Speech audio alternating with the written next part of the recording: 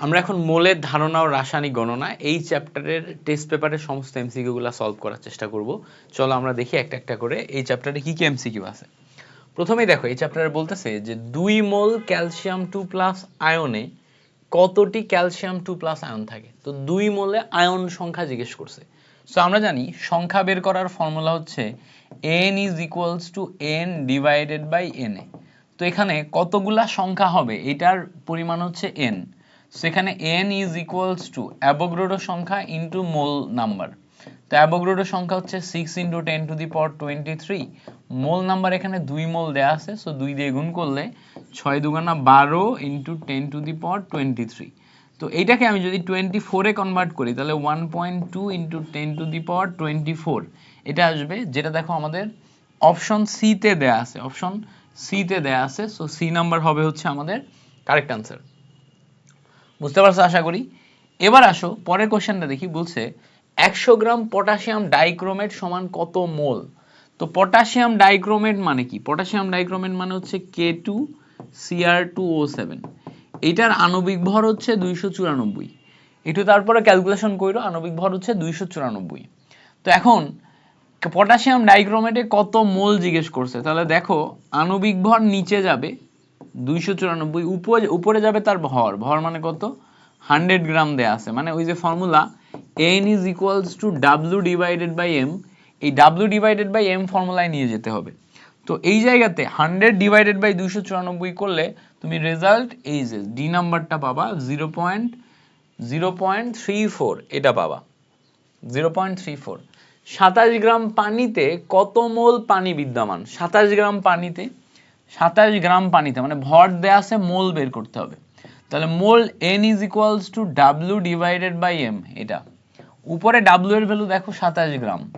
পানির জন্য আণবিক ভর কত আসবে? অক্সিজেন 8, 16 আর 2 18। তো এখানে আমরা ক্যালকুলেশন করলে 27/18 এটা আসবে। 27/18 ক্যালকুলেশন করলে 1.5 এটা আসবে হচ্ছে রেজাল্ট। 1.5 এটা আসবে হচ্ছে রেজাল্ট। সো সি নাম্বার হচ্ছে আমাদের এখানে কারেক্ট অ্যান্সার। এবার আসো পরের কোশ্চেনটা দেখি। পরের কোশ্চেন বলছে যে ক্যালসিয়াম ফসফেট যৌগে আপেক্ষিক আণবিক ভর কত? আপেক্ষিক আণবিক ভর ক্যালসিয়াম ফসফেট, ক্যালসিয়াম ফসফেট যৌগটা হচ্ছে Ca3PO4(2), এটা হচ্ছে ক্যালসিয়াম ফসফেট Ca3PO4(2). এইটাই আপেক্ষিক আণবিক ভর যদি তুমি বের করো, ক্যালসিয়ামের জন্য 20, 40, 40 গুণ 3। আচ্ছা, ফসফরাসের জন্য আমাদের কত আসছে? ফসফরাস 16, 32, ফসফরাস 16, 32, না ফসফরাস 15, 31, 31 × 2। এবার দেখো অক্সিজেন 8, 16 গুণ 8, টোটাল মিলে ক্যালকুলেশন করলে 410 আসবে হচ্ছে আমাদের আণবিক ভর। ক্যালকুলেশন করো, ক্যালকুলেশন করলে 410। আমরা এটা মুখস্থ, বিকজ এটা আমি কয়েকবার করাইছি। ক্যালসিয়াম ফসফেটের জন্য আণবিক ভর হচ্ছে 410 না 310। সো 310 আসবে কারেক্ট আনসার। বেসিক কাহিনী হচ্ছে এটা যে তুমি ক্যালসিয়াম ফসফেট যেটা আছে এইটার জন্য সংকেতটা লিখতে পারতে হবে। সংকেত না লিখতে পারলে তো তুমি পারবা না। তো সংকেতটা আগে লিখতে পারতে হবে, তারপরে তুমি এটা বের করবা। ওকে, পরের কোশ্চেনে আসো। পরের কোশ্চেন বলছে যে অক্সিজেনে 0.5 মোল সমান কত গ্রাম? গ্রামে বের করলে n = উপরে W নিচে m লিখতে হবে। তো ভালো করে খেয়াল করো, গ্রাম যখন বের করবা মানে ভর যখন বের করবা W = n × m, এটা পাবা। n এর ভ্যালু 0.5 মোল, m মানে কত? অক্সিজেনের জন্য আণবিক ভর হচ্ছে অক্সিজেন 16, 32, তাই না? অক্সিজেন 8, 16, 32। সেখান থেকে ক্যালকুলেশন করলে এখান থেকে আমি 16 গ্রাম পাবো। কত গ্রাম পাবো? 16 গ্রাম পাবো। সো কারেক্ট অ্যান্সার আসবে হচ্ছে 16 গ্রাম। সো আশা করি ব্যাপারটা ক্লিয়ার। এবার আসো পরের কোশ্চেনে যাই। পরের কোশ্চেন বলছে কি যে 5 গ্রাম ক্যালসিয়াম কার্বনেটে কতটি অণু বিদ্যমান? কতটি অণু বিদ্যমান জিজ্ঞেস করছে। কত গ্রাম? 5 গ্রাম ক্যালসিয়াম কার্বনেটে। সো 5 গ্রাম ক্যালসিয়াম কার্বনেটে কতটি অণু বিদ্যমান, এটা আমরা কিভাবে করব? খেয়াল করো, অণু যখন জিজ্ঞেস করবে তখন n = W/m = n/na, এটা আসবে, তাই না? এখন আমরা যখনই ভর বের করব, দেখো উপরে 5 গ্রাম, নিচে ক্যালসিয়াম কার্বনেট 100 গ্রাম, উপরে n নিচে na। ক্যালকুলেশন করলে n = 6 × 10⁻23, উপরে 5 নিচে 100। ক্যালকুলেশন করলে দেখো এখানে 2 শূন্য, এখানে কাটাকাটি করলে 10⁻21 পাওয়া যায়। 5 ছক 30, 30 into 10 to the power 21, calculation করলে 3 ইন্টু 10 টু দি পাওয়ার 22 এটা পাওয়া যাচ্ছে। So 3 into 10 to the power 22, দেখো এটা কোথায় আছে, বি নাম্বার অপশনে আছে। So B will be the correct answer. বুঝতে পারছো? আচ্ছা, এবার বলছে দেখো 1 গ্রাম সালফিউরিক অ্যাসিডে কতটি হাইড্রোজেন পরমাণু বিদ্যমান। ভাই এখানে সালফিউরিক অ্যাসিডের 1 গ্রাম দেয়া আছে, তাই না? তো সালফিউরিক অ্যাসিডের আণবিক ভর 98, পরমাণু সংখ্যা যদি জিজ্ঞেস করে, আসলে সালফিউরিক অ্যাসিড একটা অণু, এখান থেকে N/Na is equals two W/m, এই যে ফর্মুলা, এই ফর্মুলা দিয়ে আসলে অণু সংখ্যাই ক্যালকুলেশন করা যাবে, পরমাণু সংখ্যা ক্যালকুলেশন করা যাবে না। সো তুমি যখন n এর ভ্যালু বের করবা, এটা গুণ হয়ে যে 6 ইন্টু 10 টু দি পাওয়ার 23, উপরে w এর ভ্যালু কত, 1 গ্রাম, নিচে 98, এটা আসলে অণু সংখ্যা বের হয়েছে। বাট আমার বলছে হাইড্রোজেন পরমাণু সংখ্যা বের করতে। ভালো করে খেয়াল করো, একটা সালফিউরিক অ্যাসিড অণুতে 2টা হাইড্রোজেন পরমাণু আছে, মানে x ইজ ইকুয়ালস টু 2, 2টা হাইড্রোজেন পরমাণু। তার মানে এর সাথে 2 দিয়ে যদি গুণ করো, তাহলেই তুমি পেয়ে যাবা পরমাণু সংখ্যা। তাহলে এর সাথে জাস্ট 2 দিয়ে গুণ করা লাগবে, করে এখন তুমি ক্যালকুলেটরে বসাও, ক্যালকুলেটরে বসাইলে তুমি এটা পাওয়ার রেজাল্ট, এটা হবে আমার কারেক্ট আনসার। আশা করি ব্যাপারটা ক্লিয়ার করতে পারছি। এবার আসো পরের এমসিকিউ দেখি। বলছে 4টি ম্যাগনেসিয়াম পরমাণুর ভর কত। 4টি ম্যাগনেসিয়াম পরমাণুর ভর বের করতে বলছে। তো ভর যখন তুমি বের করবা, n ইজ ইকুয়ালস টু, দেখো ভর বের করতে বলছে, তাই না, পরমাণুর ভর, তাহলে W/m is equals two N/Na, এইটা আসবে হচ্ছে আমার মেইন ফর্মুলা। এখন আমার ভর জিজ্ঞেস করছে, মানে W এর value, W is equals to আড়াআড়ি গুণ করলে m into n divided by na, এটা পাওয়া যায়। m এর ভ্যালু কত ম্যাগনেসিয়ামের জন্য, ম্যাগনেসিয়াম আণবিক ভর 12, 24, উপরে কয়টা পরমাণু, 4টা পরমাণু, na অ্যাভোগাড্রো সংখ্যা কত, 6 ইন্টু 10 টু দি পাওয়ার 23, এটা ক্যালকুলেশন করলে এখান থেকে ভর পেয়ে যাবা তুমি। এটা ক্যালকুলেশন করো, ক্যালকুলেশন করলে এখান থেকে ভর পেয়ে যাবা। সো এখান থেকে ক্যালকুলেশন করলে আমাদের দেখো এটা রেজাল্ট আসবে, এত গ্রাম আসবে হচ্ছে 4টি পরমাণুর ভর। কয়টি পরমাণুর ভর, 4টি পরমাণুর ভর। সরাসরি আবার তোমার হচ্ছে ওই 12 সাথে 4 দিয়ে গুণ করে দিও না, ওইটা কিন্তু না, সরাসরি 12 সাথে 4 দিয়ে গুণ করো না। 4টি পরমাণু মানে সংখ্যায় 4 বসাতে হবে অ্যাভোগাড্রো সংখ্যার ওখানে, এবং আমাদের টোটালটা ক্যালকুলেশন করে বের করা লাগবে। এবার বলছে দেখো 1 মোল পানির অণুতে হাইড্রোজেন পরমাণু সংখ্যা বের করতে। 1 মোল পানির অণুতে হাইড্রোজেন পরমাণু সংখ্যা। তো পানির অণু মানে কি, এই যে H2O পানি। এখন 1 মোলে যখন আমরা হাইড্রোজেন পরমাণু সংখ্যা বের করব, তখন n is equals two N/Na, এইটা আসবে হচ্ছে আমার ফর্মুলা। এখান থেকে n মানে হচ্ছে সংখ্যা বের করতে গেলে মোল ইন্টু অ্যাভোগাড্রো সংখ্যা, কয় মোল, 1 মোল, অ্যাভোগাড্রো সংখ্যা 6 ইন্টু 10 টু দি পাওয়ার 23। এবার বলছে দেখো হাইড্রোজেন পরমাণু সংখ্যা, তাই না, হাইড্রোজেন পরমাণু মানে কি, পানিতে আসবে। তো পানিতে ভালো করে খেয়াল করলে দেখো 2টা আসতেছে পরমাণু, তাহলে পরমাণু সংখ্যা দিয়ে গুণ করলে তুমি পরমাণু সংখ্যা পাবা। আগে যেটা ক্যালকুলেশন করছিলে এটা কিন্তু অণু ছিল, 1 মোল পানিতে 2টা হাইড্রোজেন পরমাণু, এই জন্য 2 দিয়ে গুণ করছি, 2 দিয়ে গুণ করলে আমরা পরমাণু সংখ্যা পেয়ে যাচ্ছি। সেখান থেকে আমরা 1.2 ইন্টু 10 টু দি পাওয়ার 24, এটা পাবো কারেক্ট আনসার। ক্যালকুলেশন করো, দেখো এটাই আসবে কারেক্ট আনসার। বুঝতে পারছো? ওকে, এবার আসো পরেরটা দেখি। বলছে 1 মোল পানির অণুতে হাইড্রোজেন পরমাণু সংখ্যা কত, এটা ক্লিয়ার করতে পারছি। 1 গ্রাম KCl লবণে কয়টি অণু আছে, কয়টি অণু আছে, দেখো অণু জিজ্ঞেস করছে না, তার মানে দেখো W/m is equals to n divided by na, এই ফর্মুলা যাবে, যেখানে আমি n এর ভ্যালু পাবো আড়াআড়ি গুণ করলে Na, মানে 6 into 10 to the power 23 into W/m, W এর ভ্যালু দেখো 1 গ্রাম, m এর ভ্যালু KCl দেয়া আছে, KCl কত, পটাশিয়াম 1939 প্লাস ক্লোরিন 35.5, ক্যালকুলেশন করলে 74.5। সো এইটা বসাও, বসাইলে এখান থেকে তুমি সংখ্যাটা পেয়ে যাবা। বুঝতে পারছো? এটা বসালে সংখ্যাটা পেয়ে যাবা। কত আসবে আনসার, দেখো এই যে 8.084 ইন্টু 10 টু দি পাওয়ার 21, এইটা আসবে। তাহলে কি করছি, এখানে ভর দেয়া আছে, W/m নিছি, সংখ্যা বের করতে বলছে N/Na নিছি, দিয়ে ফর্মুলাতে বসাই দিছি জাস্ট, ক্যালকুলেশন। ওকে, আচ্ছা এবার আসো পরের কোশ্চেনে যাই।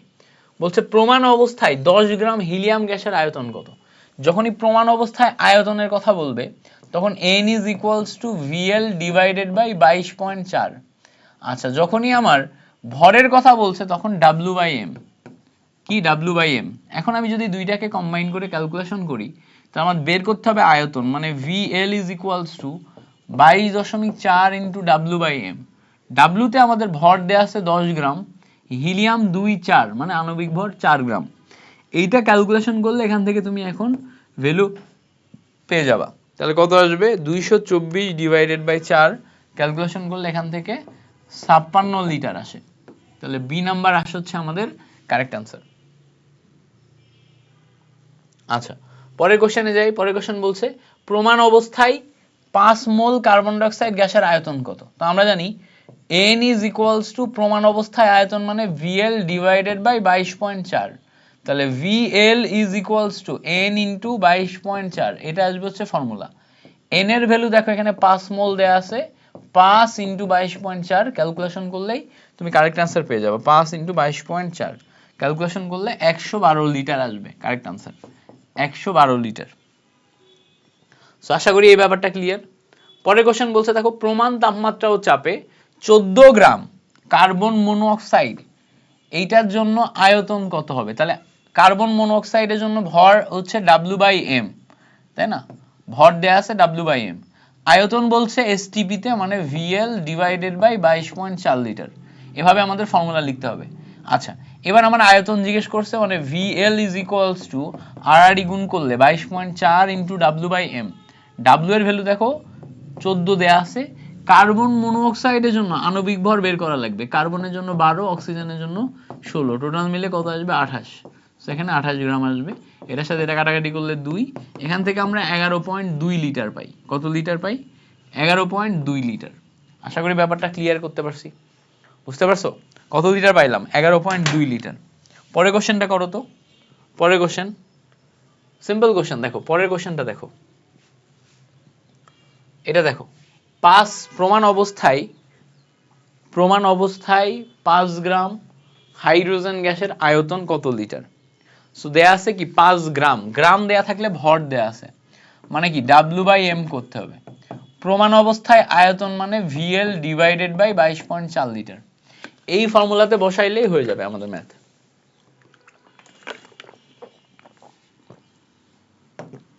একটু করা ট্রাই করি। দেখো উপরে 5 গ্রাম, নিচে হাইড্রোজেন গ্যাসের জন্য আণবিক ভর 2, উপরে ভিএল, নিচে 22.4 litre. VL is equals to 22.4 into 5 divided by 2, এটা ক্যালকুলেশন করলে কারেক্ট অ্যান্সার চলে আসছে।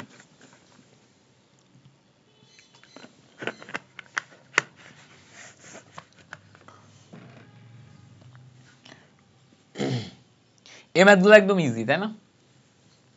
আদর্শ তাপমাত্রা ও চাপে 60 গ্রাম সালফার ডাইঅক্সাইড হবে। এটা হচ্ছে সালফার ডাইঅক্সাইড হবে। সালফার ডাইঅক্সাইডের আয়তন কত? তো সালফার ডাইঅক্সাইডের আয়তন চাইছে না, VL divided by 22.4 litre is equals to W divided by M। তো এখান থেকে যদি আয়তন বের করতে বলে VL ইজ ইকুয়ালস টু আর গুণ করলে W divided by M into 22.4। W এর ভ্যালু কত দেয়া আছে দেখো, 60 গ্রাম দেয়া আছে। M এর ভ্যালু কত? M এর ভ্যালু হচ্ছে তোমার সালফার ডাইঅক্সাইড যখন আমি নিব, সালফার ডাইঅক্সাইড, সালফার 1632, অক্সিজেন 1632, এখানে আসবে হচ্ছে 64 ইন্টু এখানে আমি 22.4 লিটার লিখব। সো এবার এটা ক্যালকুলেশন করলে আমাদের রেজাল্টটা চলে আসবে 60 ইন্টু 22.4 ডিভাইডেড বাই 64, অ্যান্সার হচ্ছে আমাদের 21 লিটার। ওকে, 50 গ্রাম ক্যালসিয়াম কার্বনেটকে উত্তপ্ত করলে কি পরিমাণ গ্যাস পাওয়া যায়? আচ্ছা, এখানে কিছু বলে দেয়া নাই কি পরিমাণ গ্যাস পাওয়া যায়। তো এখন আমাদের এইটাই আগে বিক্রিয়া করাতে হবে, যেখানে আমাদের ক্যালসিয়াম কার্বনেট এইটা আছে, এইটাকে উত্তপ্ত যখন করব তখন ক্যালসিয়াম অক্সাইড এবং কার্বন ডাইঅক্সাইড তৈরি হবে। তো এখানে দেখো সমতাকরণ করলে 1 মোলের সাথে 1 মোল, এটা তৈরি হয় 1 মোল। সহগ অনুপাত সূত্র দিয়ে যদি আমরা ব্যালেন্স করি, N of calcium carbonate divided by 1 is equals to N of carbon dioxide divided by 1। যাদের এই বেসিকগুলোতে প্রবলেম আছে, সলভ ক্লাস করতেছি তো সলভ ক্লাসে তো বেসিক দেখাচ্ছি না, যাদের এই বেসিকগুলোতে প্রবলেম আছে তোমরা আমার ওয়ান শট ক্লাস অথবা হচ্ছে মোলের পর্যাবৃত্ত ধারণা রাসায়নিক গণনা মিল্টন ভাইয়া লিখে সার্চ দিবা, মোলের ধারণা রাসায়নিক গণনা মিল্টন ভাইয়া লিখে সার্চ দিন, আমার যে ওয়ান শট ক্লাস আসবে সে ওয়ান শট ক্লাস করবা, এই বেসিকগুলো তুমি ওখান থেকে শিখে যাবা, ওই বেসিকগুলো জানলেই হচ্ছে। ওকে, এবার খেয়াল করো N of calcium carbonate divided by 1, এখান থেকে আমাদের ডাব্লিউ এর ভ্যালু দেখো দেয়া আছে 50 গ্রাম, এম এর ভ্যালু কত, ক্যালসিয়াম কার্বনেটের আণবিক ভর 100। এবার বলছে যে কি পরিমাণ কার্বন ডাইঅক্সাইড গ্যাস উৎপন্ন হবে। কার্বন ডাইঅক্সাইড গ্যাস উৎপন্ন হবে, এটা যদি উপরে ডাব্লিউ নিচে এম করো, এম মানে আমার কার্বন ডাইঅক্সাইডের আণবিক ভর 44। তাহলে এবার এখান থেকে তুমি ক্যালকুলেশন করো, এটার সাথে কাটাকাটি করলে 2, তাহলে W is equals two 44/2, calculation করলে 22 গ্রাম আসবে।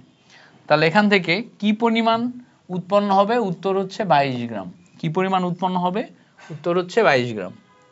আচ্ছা, এবার বলছে দেখো 0.75 মোলার সোডিয়াম কার্বনেট দ্রবণের মধ্যে 10 গ্রাম সোডিয়াম কার্বনেট দ্রবীভূত থাকলে ওই দ্রবণের আয়তন কত। তো ওই দ্রবণের আয়তন কত এটা আমাদের বের করতে বলছে। তা এটা হচ্ছে আমাদের মোলারিটির যে ফর্মুলা, ওইটা দিয়ে ক্যালকুলেশন করতে হবে। মোলারিটির ফর্মুলা কি আছে, S is equals to 1000 W divided by mv। ওই দ্রবণের আয়তন বের করতে বলছে, আয়তন V is equals to 1000 W divided by ms। তাহলে খেয়াল করো 1000 W এর ভ্যালু কত দেয়া আছে, W এর ভ্যালু দেখো এখানে আমাদের 10 গ্রাম দেয়া আছে, ডিভাইডেড বাই m। সোডিয়াম কার্বনেটের জন্য আণবিক ভর 106, s আমরা পাচ্ছি 0.75। সো এই হচ্ছে আমাদের ক্যালকুলেশন। এই ক্যালকুলেশন করলে আমরা এখান থেকে বের করে ফেলতে পারবো। তাহলে দেখো 1000 into 10 divided by 106 into 0.75, calculation করলে 125.75 ml, এটা আসবে হচ্ছে আমাদের কারেক্ট আনসার। বুঝতে পারছো? ওকে, পরে বলছে দেখো 0.5 লিটার দ্রবণে 220 গ্রাম সোডিয়াম হাইড্রোক্সাইড দ্রবীভূত থাকলে দ্রবণের ঘনমাত্রা কত। তো ঘনমাত্রা যখনই বের করতে বলবে তখন ফর্মুলা হচ্ছে S is equals to 1000 W divided by mv, যেখানে v হচ্ছে ml এ। সো উপরে তুমি 1000 নিলা ইন্টু W এর ভ্যালু দেখো এখানে কত দেয়া আছে, W এর ভ্যালু 20 দেয়া আছে, 20 গ্রাম ডিভাইডেড বাই mv, সোডিয়াম হাইড্রোক্সাইডের জন্য আণবিক ভর 40, v এর ভ্যালু দেখো 0.5 লিটার। ভাই আমরা জানি v হচ্ছে ml এ বসাতে হবে, তাহলে এখানে 0.5 লিটারকে 1000 দিয়ে তুমি যদি গুণ করো তাহলে এখানে তুমি 500 ml পাবা। তাহলে তুমি এখানে নিচে বসাবা 500 ml, ঠিক আছে। এটা আবার এখানে লিটার বসায় দিও না, উপরে যখন ফর্মুলাতে 1000 আছে তখন এটা ডেফিনেটলি ml এ বসবে, ঠিক আছে। উপরে 1000 থাকা মানে নিচে ml এ বসবে। তাহলে এটা এখন তুমি ক্যালকুলেশন করবা, ক্যালকুলেশন করে বের করলে তোমার রেজাল্ট আসতেছে হচ্ছে 1 মোলারিটি। সো 1 মোলারিটি হচ্ছে আমাদের কারেক্ট আনসার।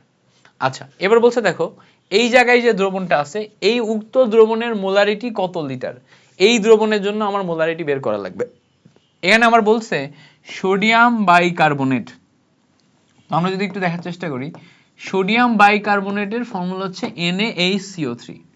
এখানে সোডিয়ামের আণবিক ভর 23, হাইড্রোজেনের 1, কার্বনের 6 12, অক্সিজেনের 8 16 গুণ 3, ক্যালকুলেশন করলে 24 12 3 16 16 দুগুণা 32 3 16 48, ক্যালকুলেশন করলে খেয়াল করো 8 আর 2 10, 10 আর 4 14, হাতে থাকে 1, 4 আর 1 5, 5 আর 1 6, 6 আর 2 8। সেখানে আমাদের রেজাল্ট আসে 84 গ্রাম। আচ্ছা, এবার আমাদের এখানকার ঘনমাত্রা বের করতে বলছে। So S is equals two আমরা পাবো হচ্ছে 1000 W W এর ভ্যালু কত দেখো 15.75 ডিভাইডেড বাই mv, m এর ভ্যালু দেখো 84 ইন্টু v এর ভ্যালু 250 ml। এইটা ক্যালকুলেশন করলে আমাদের এখান থেকে রেজাল্ট বের হয়ে যাবে 1000 W ডিভাইডেড বাই mv, এবং রেজাল্ট কত আসে দেখো, রেজাল্ট আসে হচ্ছে 0.75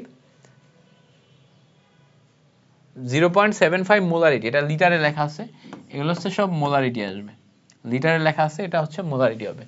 সো মোলারিটি জিজ্ঞেস করছে না, মোলারিটি হবে। বলছে কক্ষ তাপমাত্রা, এটা বাদ দাও। বলছে ডেসিমোলার দ্রবণ বলতে কত মোলার দ্রবণকে বোঝায়। ডেসিমোলার দ্রবণ এটা আমরা মাথায় রাখবো, যদি আমাদের কোথাও ডেসি লেখা থাকে, ডেসি মানে হচ্ছে 1/10, 1/10 মানে কি 0.1 মোলারিটি।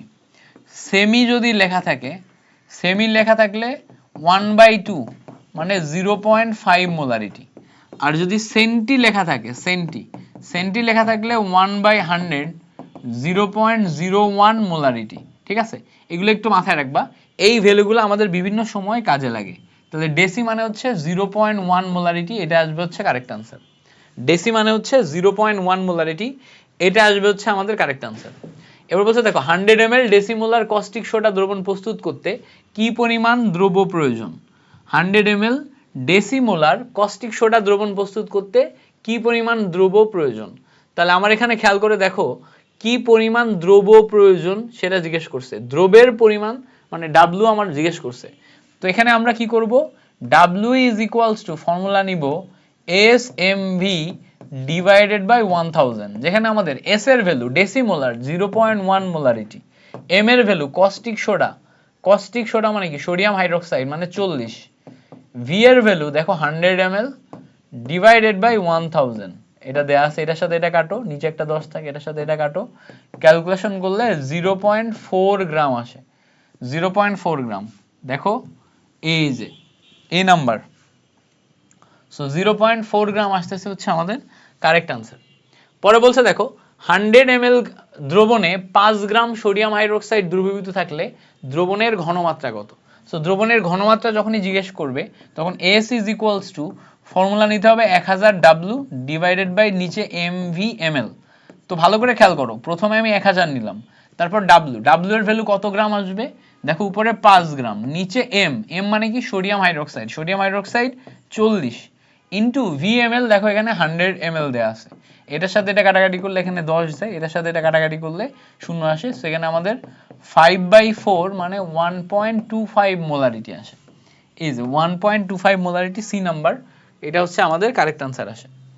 আচ্ছা এবার বলছে দেখো 2 লিটার 0.1 মোলারিটি সোডিয়াম বাইকার্বনেট দ্রবণে কি পরিমাণ সোডিয়াম বাইকার্বনেট দ্রবীভূত আছে। তো সোডিয়াম বাইকার্বনেটের পরিমাণ মানে ডাব্লু বের করতে বলছে, W is equals to S M V divided by 1000, এটা হচ্ছে আমাদের ফর্মুলা। এস এর ভ্যালু আমরা জানি 0.1 মোলারিটি দেয়া আছে, এম মানে কত সোডিয়াম বাইকার্বনেট, তো এখানে আমরা একটু আগে দেখছি এটা 84 আসতেছে আমাদের ভ্যালু সোডিয়াম বাইকার্বনেটের, সোডিয়াম বাইকার্বনেটের ভ্যালু 84 আসতেছে। এবার ভি এর ভ্যালু দেখো এখানে 2 লিটার দেয়া আছে, বাট নিচে 1000 থাকলে এটা অবশ্যই এমএল এ বসবে, সো 2 লিটার মানে হচ্ছে 2000 ml, নিচে আমাদের এখানে আছে হচ্ছে 1000, এটার সাথে এটা কাটাকাটি করে গেলে 2 থাকে। সো আলটিমেটলি আমরা এখানে ভ্যালু পাচ্ছি কত, ভ্যালু পাচ্ছি হচ্ছে তোমার 0.1 ইন্টু 84 ইন্টু 2, সো ক্যালকুলেশন করলে আমরা পাচ্ছি হচ্ছে 16.8। তো এখানে আমাদের রেজাল্ট আসতেছে হচ্ছে 16.8 গ্রাম। তো 16.8 গ্রাম মানে অপশন বি আসে হচ্ছে আমাদের কারেক্ট আনসার। আচ্ছা পরে বলছে 500 ml পানিতে 111 গ্রাম ক্যালসিয়াম ক্লোরাইড দ্রবীভূত থাকলে দ্রবণের ঘনমাত্রা কত। দ্রবণের ঘনমাত্রা S is equals to 1000 W divided by MV ML. Calculation করো, প্রথমে তুমি 1000 নিবা, এরপর ডাব্লু এর ভ্যালু কত দেখো 111 গ্রাম দেয়া আছে, এম এর ভ্যালু কত ক্যালসিয়াম ক্লোরাইড, ক্যালসিয়ামের জন্য 20 40, ক্লোরিনের জন্য কত আসে 71, 35.5 71, ক্যালকুলেশন করলে দেখো এটাও 111 আসে। সো নিচে তুমি 111 ইন্টু ভি এর ভ্যালু দেখো 500 ml দিবা, এটার সাথে এটা কাটে, এটার সাথে এটা কাটলে 2 মোলারিটি আসে, সো এখানে আমাদের অ্যান্সার আসে কত, অ্যান্সার আসে হচ্ছে 2 মোলারিটি। ক্লিয়ার করতে পারছি?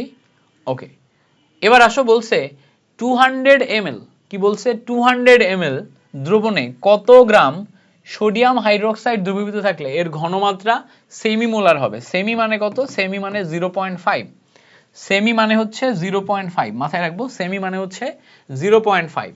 এবার সোডিয়াম হাইড্রোক্সাইডে আমার এর ঘনমাত্রা সেমি মোলার হবে কত gram sodium hydroxide, so W এর ভ্যালু বের করা লাগবে, so W is equals to S M V divided by 1000, S এর ভ্যালু সেমি মোলার মানে 0.5, এম এর ভ্যালু আমার এখানে কত দেয়া আছে সোডিয়াম হাইড্রোক্সাইড মানে 40, ভি এর ভ্যালু দেখো 200 ml ডিভাইডেড বাই 1000, ক্যালকুলেশন করলে এখান থেকে ডাব্লু এর ভ্যালু দেখো বের হয়ে যাচ্ছে 1.25, এটাই হচ্ছে আমাদের কারেক্ট আনসার।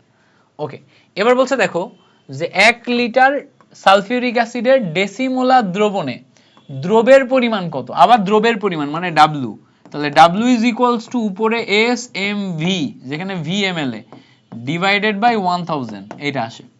এবার ভালো করে খেয়াল করো এস এর ভ্যালু আমরা এখানে দেখতে পাচ্ছি ডেসি মানে 0.1 মোলারিটি, সালফিউরিক অ্যাসিডের জন্য 98, ভি এম এল মানে কত, এম এল মানে 1 লিটারে 1000 ml ডিভাইডেড বাই 1000, 1000 কেটে যাচ্ছে 0.1 মানে 1/10, মানে এখান থেকে 9.8 গ্রাম পাচ্ছি আমরা। সো 9.8 গ্রাম, ডি নাম্বার হচ্ছে আমার কারেক্ট আনসার।